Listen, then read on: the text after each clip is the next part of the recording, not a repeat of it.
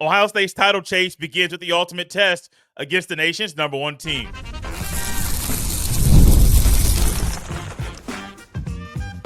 You are Locked On Buckeyes, your daily podcast on the Ohio State Buckeyes. Part of the Locked On Podcast Network, your team every day.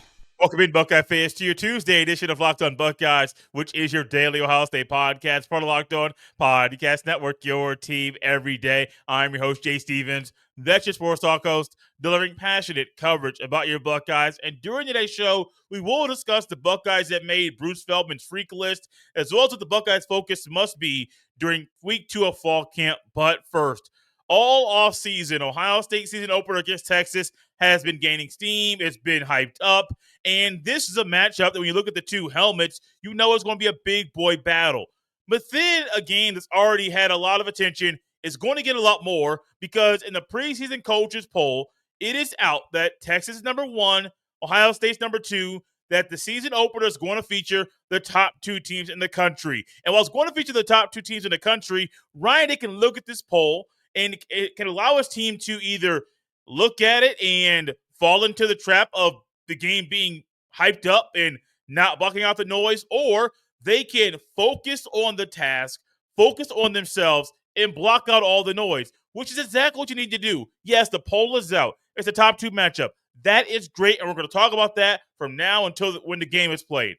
Before the team itself that's in the midst of fall camp, they checked into the hotel yesterday, block out all the noise. Don't let anything on the outside get inside of your brain and alter your preparation for what can be a very special Ohio State football season. Block it all out. Put blinders on and just focus on the task at hand. The poll's going to be out there, and I'm not really the biggest fan of preseason polls because you're basing it off of what? Speculation, talking to coaches, but you're not basing it off of things that you are able to see on the football field. I understand why they are there. I am just not the biggest fan of them. I am a big fan of Ohio State and Ryan Day and this team finding a way to allow these polls to come out. The AP polls are going to come out. There will be some other polls that come out in the preseason as well. Those things are going to happen. They're talking points. They're great for us on this show. But for the team, don't let this stuff become a roadblock and an obstacle that you're not able to overcome. The other teams in the top 25, let's go 10 through 1. You know the top 2 teams, here are the other 8. Number 10 is Miami, number 9 LSU, number 8 Alabama, number 7 Oregon, number 6 is Clemson, number 5 Notre Dame, number 4 Georgia, number 3 Penn State, 2 Ohio State, and number 1 Texas. The other Big Ten teams in the top 25 poll via the coaches poll, Illinois is number 12, Michigan's number 14, Indiana is number 19, and those are the only Big Ten teams in the preseason coaches poll. The one interesting thing that I think about outside of Ohio State just blocking out the noise and not really allowing that to become a distraction is that Michigan is number 14 and Indiana is number 19. Now, I get the brands, and I understand exactly I understand what Michigan is to football. I understand what Indiana has been in the history of the program. It's a little alarming to me, not for me individually, but if you are someone that's believing Indiana can replicate what they did a year ago, well, it's going to be very difficult because I think Michigan's going to be better, physically better, more mature, have more talent. I don't know what to expect with Bryce Underwood, the presumptive starting quarterback for the Wolverines, a true freshman at that. But if I'm Indiana, I might be a little bit worried because if this is a coach's poll, that means the media is probably thinking the same thing, that you're going to be on the back half of the top 25. Literally, them being in the top 25 is huge. I would not put them on my top 25. I cannot do that, but I can understand it. But if you're Michigan and you're seeing this now, that can become a roadblock for that program, and I wouldn't be mad about that at all. Back to Ohio State. In the top 10, there's something else that's alarming to me. Not only that makes the eyes pop out of my head when I think 1 versus 2 in the season opener, but also the fact that Ohio State is above Penn State by 1. Now, I understand Ryan Day getting the benefit of the doubt, but we have heard all summer, even back into the spring, this Penn State team, this is their year. They got a returning quarterback. They got two running backs that are very, very seasoned. They return, I think, 4 of their 5 starting offensive linemen. Their defense is always elite. I mean, they have a lot of the pieces. You still got James Franklin. You got a quarterback that's really questionable. But I've been hearing people say, oh, Penn State, this is it. This is them. This is them. Even in the preseason, unofficial preseason Big Ten polls, Penn State was predicted to win the Big Ten title. And so I understand what the media is saying. I understand what we have heard all offseason. But I think right now Ryan Day is getting the benefit of the doubt in the poll, which I think he's earned, especially when you win a national championship. You went to your second in the first 6 years. You've been an Ohio State head coach. That's rare. That's great. It's also a rare accomplishment, something that Urban Meyer didn't do. Urban Meyer went to one, won it, but he didn't go back to another one to try to win another one while he was at Ohio State. Ryan Day's been to 2. Ryan Day's been to the playoff. More often than not, Ryan Day's in the playoff. That is an expected thing. So for Ryan Day getting the benefit of the doubt is great. I understand this is a poll with a lot of speculation. But if this is how it is now, it's very likely, let's say Ohio State beats Texas, and they beat Illinois, and they beat Wisconsin, and they're basically undefeated against Penn State this year. This moment right now in the preseason is going to speak volumes, because if Ohio State's undefeated, if Penn State should be, their schedule's pretty easy, you're going to look back and think, well, this seems like something we have seen before. A little sense of deja vu. Ohio State, Penn State play is going to be very, very physical, but Ohio State's talent, Ohio State's coaching, Ohio State's strategy and scheme are always better than Penn State's, which is how I think it's going to be. And it should be that way against Texas.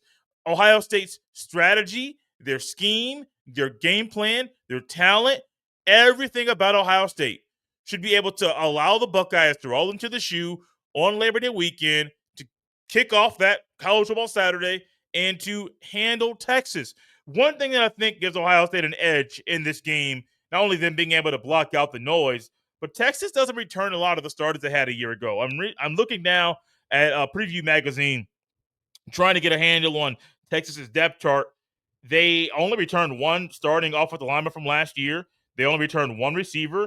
They don't return a starting tight end. Quintravian Weisner is your starting running back. Arch Manning started a little bit, but he wasn't Quinn Ewers. And so their production, a lot of their production on offense is gone. The same thing with the defense. Now, Texas does return more defensive starters than Ohio State, but I still think the Buckeyes defense, where we had a lot of questions about them, I don't think that you have those questions anymore. And if you do have some, it's, well, who's going to replace Edric Houston? Or how is the pass rush going to be? You know who the players are. You know the skill sets. You know what they're going to bring to the table. At linebacker, I think you have 3 really solid linebackers. 2 can be elite. One's going to be a backup, so he's not elite yet. But I think when it comes to linebackers, you're going to be great. You can be great this year. DBs, you may say you're not sure who the starters are going to be, but you don't have as many questions with the defense as you have in previous years at Ohio State. I think defensively, while Ohio State doesn't return as many defensive starters as Texas, I think in this matchup, 1 versus 2 now, Ohio State has an edge. Yeah, Arvo Reese didn't start last year, but to me, he is a guy very similar to Keyshawn Allen at Penn State. Not the better running back, but he has a lot of experience, and he knows what to do when the ball's in his hands, and he understands the offense inside and out. It's the same thing with Arvo Reese. Very similar. So I know I'm using a Penn State and now a player with Ohio State, but you get the understanding. While Arvell Reese didn't start, I think there's no better person to fill the shoes of Cody Simon and be the other starting linebacker alongside Sonny Styles than Arvell Reese. Reese is going to play at the backer spot, going to play on the edge, and he's going to be a dog. And that dog is going to need to come out when Ohio State hosts Texas week 1. It is 1 versus 2. The first time in week 1, the top 2 teams in the country via the coaches poll will face each other. I'm here for it. I am here for it every day of the week and twice on Sunday. The Buckeyes need to be here for the big time matchup. It's an ultimate test, but they must block out all the noise. The hype train's going to be picking up steam. It's going to be a whole lot louder. The Buckeyes must put those noise-canceling earbuds in and just keep on rocking and keep on rolling to the tune of their own drum, heading into the shoe Labor Day weekend to battle with the Longhorns. While they're doing that, the Buckeyes also must get back on the field right now to prepare for the Longhorns and focus on a few specific things so they are right on track during fall camp. This episode is brought to you by Monarch Money. Ever wish managing your money felt easier? With Monarch Money, it can. Whether you're growing your savings or planning a big purchase, Monarch puts you in the driver's seat. It's like having your own personal CFO, giving you full visibility and control over your finances. Monarch Money is more than a budgeting app. It's a complete financial command center. You can track all your accounts, investments, and spending in one place. So in addition to managing your money, you're also building wealth. Take control of your finances with Monarch Money. Use code LOCKEDONCollege at monarchmoney.com for 50% off your first year. That's monarchmoney.com. Code LOCKEDONCollege for half off your first year. Thank you all for tapping Locked On Buckeyes and making this show your first listen of the day. This is a great moment to go ahead and stop, pause, not if you're driving, but to subscribe to Locked On Buckeyes on the YouTube or Apple or Spotify or wherever you get your fine podcasts. Turn the notifications on as well so you get notified every time a new show goes live. We are doing extra shows during fall camp. We did a couple this past Saturday and Sunday that went live at the normal time regular shows drop. If you're subscribed, you know that's in your feed and you've got the notifications on, you know when the thing went live. That trend is going to continue this weekend. There will be some extra shows coming at you, coming your way to keep you up to date as we prepare for what should be a very special Ohio State football season. While this year should be very special for Ohio State, the Buckeyes must do some things very, very well this week, today, tomorrow, and the rest of the week. They must keep their focus in the right area because similar to a coach's poll and how you look at 1 versus 2 and that hype might cause your head to swell and not stay as focused as you need to be, that's true. But also, you get back on the practice field after the first 3 days of camp. You had fans there. The media was there. You know that you were going to get a lot of attention.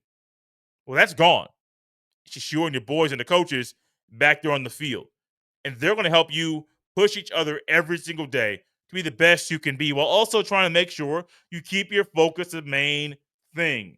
And one thing I think Ohio State needs to work on this week, and it's maybe elementary, but it's true, just focus on being more consistent. Think about you when you were starting something, a new fitness journey, or maybe you're trying a different task. Maybe you're not into fitness. Maybe you're into crafts or yard work or landscaping or I almost said shopping, but doesn't really fit the description for this little part here of the show. Maybe you're into something new or something you've done for a while, but you haven't done it in a few months. And you try to pick it back up. The first couple of times, may it be Thursday, Friday of last week, the first 2 days of camp, you were feeling good about yourself, picking things back up, but you knew you were fumbling the bag. You knew you were not on the same wavelength and path mentally that you needed to be to make this thing very, very easy. Day 3, you get another tool in your bag. The boys put the pads on this past Saturday. And the next thing you know, put the pads on. Hey, you feel good. You get your tool with you. You got some weapons for you, man. You are good. Now, I'm not saying you need weapons on a fitness journey or weapons while you do need weapons if you're doing landscaping, but you don't need certain weapons or tools when you're doing certain tasks that you enjoy. But days 1, 2, and 3, yeah, there might be some obstacles, there may be some hiccups, but by day 3, when you get some extra oomph in you, man, you're feeling good. Then you got a break. You go to a hotel, you check in. And then, I'm going to call it Hell Week. Whatever the case may be, that may be something that is right there for you over the next few days because intensity gets turned up. You are now isolated or insulated.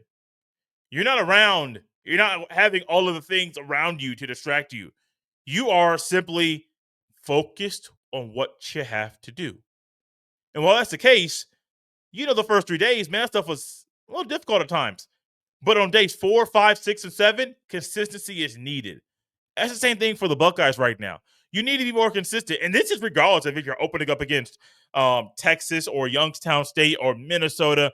It doesn't matter who you're opening up against. You absolutely must be more consistent. Because if you're going into week one, and let's just say it's the offensive line you're talking about, you're not splitting teams anymore. You're not trying to do things because people are watching. No, you are simply, or because they're trying to maximize reps, you're trying to focus on the starters, the ones, get the 1v1 periods to allow you to properly prepare for the year. And while you're doing that, man, you got to get your steps down. You got to be able to communicate properly. You got to be able to hear the quarterback because I know they're going to be pumping in some noise in practice that might be a little distracting because it might be a tune or a song you should really enjoy. Consistency is key. And this goes for any sport. You think about Jake Diebler's boys? Consistency is key. Getting down at the stance on defense in basketball is literally elementary. You learn that from day one of playing basketball. When they teach you defense, they say, hey, get in the stands. Get in the stands. Stay in your stance on defense. And that was one of the things that I really enjoyed about Dan Dawkins when he called basketball for ESPN was he was literally calling guys out or praising guys for not getting in a stand or getting in the stands on defense. And it's hard. It's a mental battle. It's a physical grind too, but you have to do it. It's the same thing with the offensive line. I'm saying the offensive line on purpose because there is some needed continuity at that position that the Buckeyes don't normally get, especially when you lose Fryer, Jackson, McLaughlin, and Simmons. You lose 4 of your 5 original starters, and it's almost like this unit might be better this year. Is that a hot take? Take it if it is. But I'm not saying that Luke Montgomery is better than Donovan Jackson. I'm not saying Ethan Anawa is better than Josh Simmons. I am not saying that. But I think from left to right, you may have a more well-rounded group on the offensive line this year from day one that you did last year. Because I don't think there's a true drop-off like there was last year with Josh Fryer. He was the weakest link. Sherfield is not the weakest link. Tegra might be, or it might be Luke Montgomery, but they're raising their own floor this year as far as what they're going to be as a player. I do think consistency is one big thing, but also aside from consistency, man, I lost track of the clock. You got to make sure, and this goes for every player, including the coaches, you must make sure you're crisp and fluid in your movements every single time. Now, it's hard. It's very hard. It's going to be hot outside. You're going to have them pads on. You're going to be hitting. It's going to be physical. You might get a nick. You may get dinged up. You may have to go to the train to get some ice after practice. And then what do? You rest up, maybe get a massage or whatever you got to do. Hit the ice tub to go keep going. But you got to make sure you're crisp and fluid in your movements. Because especially as a receiver, let's pick on that position for a little bit. If you are not crisp and fluid in your routes, oh my gosh, Texas's DBs are going to eat you alive. I haven't said this very much in this show. I don't know if I said it at all. But if you look up and down Texas's roster, these two teams are very, very similar. Now, Texas doesn't have a receiver like a Jeremiah Smith. The Longhorns trio of receivers is not as good as Ohio State's trio of receivers. Ohio State has a better tight end. They may have the better offensive line. If that's even a wash, cool. You may want to give the nod to the D-line, the Texas. Linebackers might be a wash. I'm not joking. I'm being serious. And DBs might end up being a wash. So they're very, very, very similar in the way that they're made up. Both run a 4.25. Both have very talented quarterbacks that are expected to be really good this year. Expected to have elite arms and be able to process very, very well. Two coaches that are great offensive minds, but they've turned themselves into being great CEOs as head coaches. These two teams are very, very similar. It wouldn't shock me if Texas and Ohio State meet again in the playoff, and the battle is another 14-point win. Why? Because of how similar these two teams are. I do think Texas is going to the playoff. They might be my front runner right now to win the SEC. I haven't gotten that far. I have made a prediction for the ACC, but for the SEC, I think you got to give Texas the nod right now. Not my official pick, but that's just where I'm leaning right now. Consistency is key this week, as well as being crisp and fluid in your movements. That's a work in progress at all times. but lots of work in progress. You can work on that this week. Speaking of working on that this week, there are a couple of Buckeyes that made Bruce Feldman's freak list, and they are working this week to grind and to be dogs on the football field in the fall. This episode is brought to you by 5-Hour Energy Transfusion. Time to fuel up and turn it up with 5-Hour Energy Transfusion. It brings the bold grape, ginger, and lime flavor of your favorite golf drink, minus the alcohol, into a quick, energizing shot. Whether you're sinking birdies or just making memories with friends, this one's a hole-in-one for your energy game. Golf is all about good times with good people and good flavors, of course. The grape ginger lime flavor gives you the best parts of your clubhouse go-to without chasing down the bev cart. If you go to 5hourenergy.com today, that is the number 5hourenergy.com, you can use my promo code LOCKEDONGOLF to receive 20% off your order. This offer is only valid until September 30th on one order and cannot be used with other promotions. The code is not good on subscription orders, whether you're meeting up with friends or trying to turn 18 holes into 36. Get the energizing boost you need to power through. Order transfusion flavored 5-hour energy shots today. Thank y'all for tapping Locked on Buckeyes and making this show your first listen of the day. Speaking of the Buckeyes being challenged this week at fall camp, we're here to challenge you as well. The Locked on Buckeyes YouTube page is 77 subscribers away from hitting the 5,000 subscriber mark. If you are not already subscribed on the YouTube, go there and subscribe. It is free, absolutely free to you, and also help more people come across this show and enjoy Locked on Buckeyes every Monday through Friday, just like you. There are some things that Ohio State has this year that are going to be fun to watch. Players on both sides of the ball that have elite talents, elite skill sets, and some of them with the level of athleticism that they have might be described as freaks. Jeremiah Smith, one man called him an alien. That's another way to say that man's a freak on the field. But then Bruce Feldman, every single year, puts out his freak list. The freakiest players in college football. And Jeremiah Smith was on the list before, but he's on the list again, but he's not alone. Jeremiah Smith and Sonny Styles are two of the 10 players on Bruce Feldman's freak list. And this list is fun. I don't normally look into this because I mean, feats of athleticism are things that I really, really enjoy watching, but I don't really go for the article that is discussing the freakiest players in the sport. I'd rather just watch them play than to read about them. But I think when there's two Buckeyes on there, it's good to know who else is on the list. 10 through 1, here are the top 10 players, top 10 freakiest players in college football, according to Bruce Feldman. Number 10 is Sonny Styles. Number 9, Keldrick Falk, D lineman from Auburn.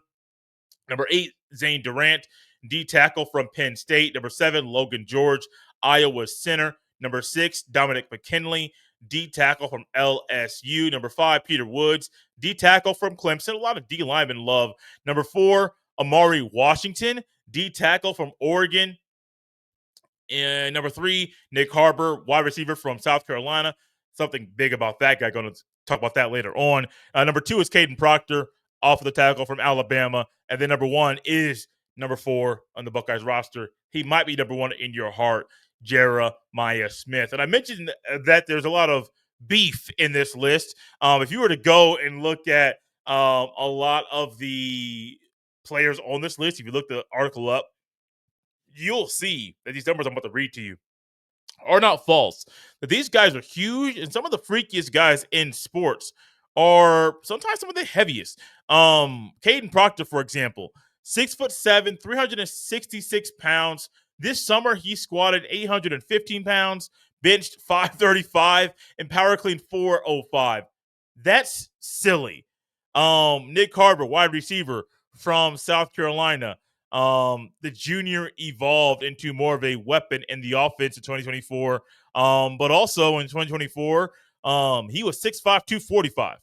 Ran a 10-1-1 100-meter dash and a 20.20 200-meter dash for the track team. That's silly. Amari Washington being on the list, being a mammoth human being, 6'3", 338 pounds.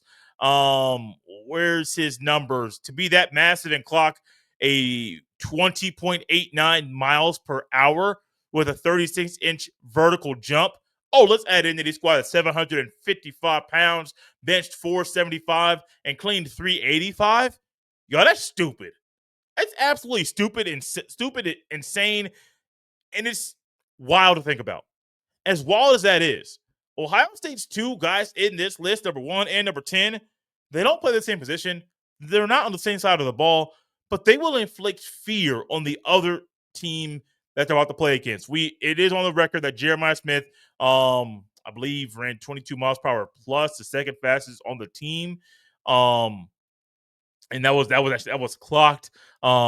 He's now up to 223 pounds, standing at 6'3.5". Rep 225 on the bench 20 times, which is silly. Oh yeah, want some more numbers for him? 11-foot broad jump, 38-inch vert, 23.5 miles per hour, and it's possible he could get up to 24 miles per hour. I'm not saying it's going to happen, but it's possible. Oh yeah, here are some more numbers for you. Smith also squatted 550 pounds. For him to be 6'3", 223, and have all these numbers about things that he has done that are measurables to figure out how freakishly athletic you are, that's a massive advantage. Then you add in his skill set, him being elite, an elite pass, elite blocker out wide in space, a guy that could run all the routes at an elite level, has great hands, really doesn't have a weakness at all on the field. When you add those things, the measurables, to what he does on the field, there is no reason why Texas put 3 guys on Jeremiah Smith in the Cotton Bowl last year. And I saw Attorney Gerdeman of Buckeye Huddle put a screenshot, a side-by-side of him playing in the game, Ohio State versus Texas, and getting a screenshot, a still shot of Jeremiah Smith in one snap in the Cotton Bowl. What do you find? The lineup is the same for Texas, where there are 3 guys on one player named Jeremiah Smith, because he is that good. In the game, he's kind of a cheat code. If you play EA Sports College Football 26, you're going to see that what I'm telling you is not false. Homie's unreal. Like, the only guy that I've been able to say is unreal, or the last most unreal player, was Randy Moss. I remember when I was a youngster getting into college football, it was Randy Moss was this dude with these big old shoulder pads, and skinny old kid, looked like a toothpick, but what did you do? He caught the ball, ran faster than you, ran by you, and you couldn't get him. Went to the NFL. Dante Culpepper, it was his quarterback. He was on the other side of Chris Carter, on the side of the field as Chris Carter, and those two together were a deadly duo. You could have the trio in with Dante Culpepper. I want to say Robert Smith was on that team too. I could be wrong, but another thing, that's just wild. Now, on to Sonny Styles, this is really worth reading, because if you could get your hands on this, I would highly encourage you to do so. Here's some numbers for Sonny Styles. Styles has started 28 games, and he won't be 21 until November. He had the second most tackles on the team last year with 100. Also had 10.5 TFLs, 5 PBUs. He is a son of a former Ohio State star and Lorenzo Styles Jr. Sonny Styles is 6'4.5", up to 243 pounds.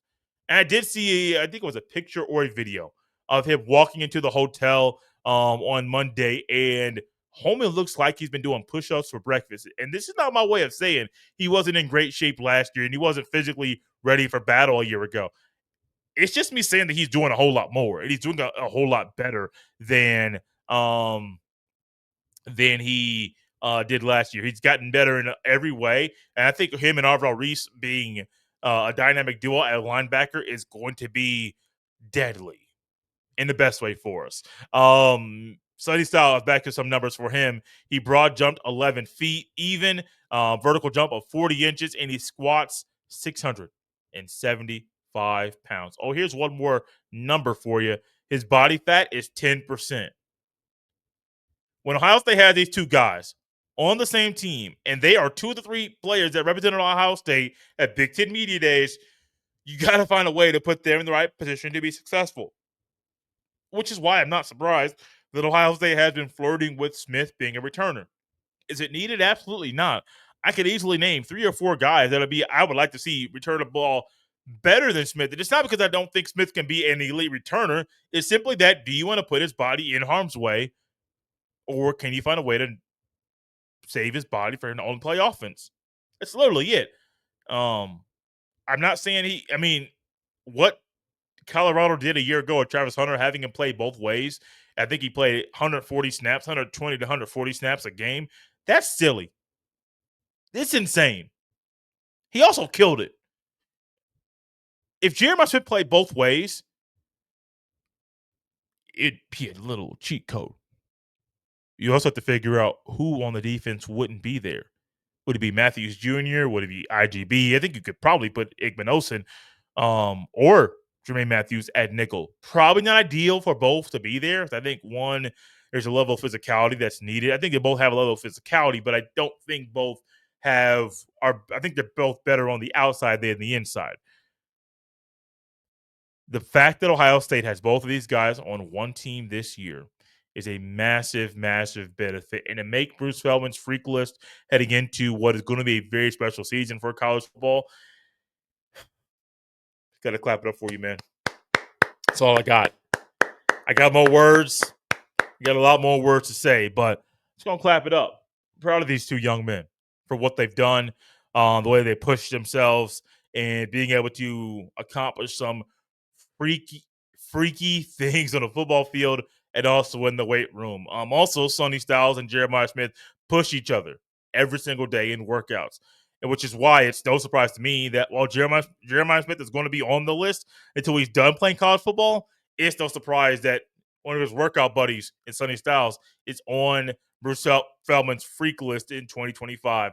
Thank you all for tapping Locked On Buckeyes and making this show your first listen of the day. For your second listen, check out Locked On College Football, because my guy, Spencer McLaughlin, is a perfect individual to keep you up to speed on what's going on in college football and around the sport, as well as discussing what's to come with the playoff and other ever-changing parts of the sport we love. You can follow Locked On College Football and Locked On Buckeyes on the YouTube or wherever you listen to podcasts.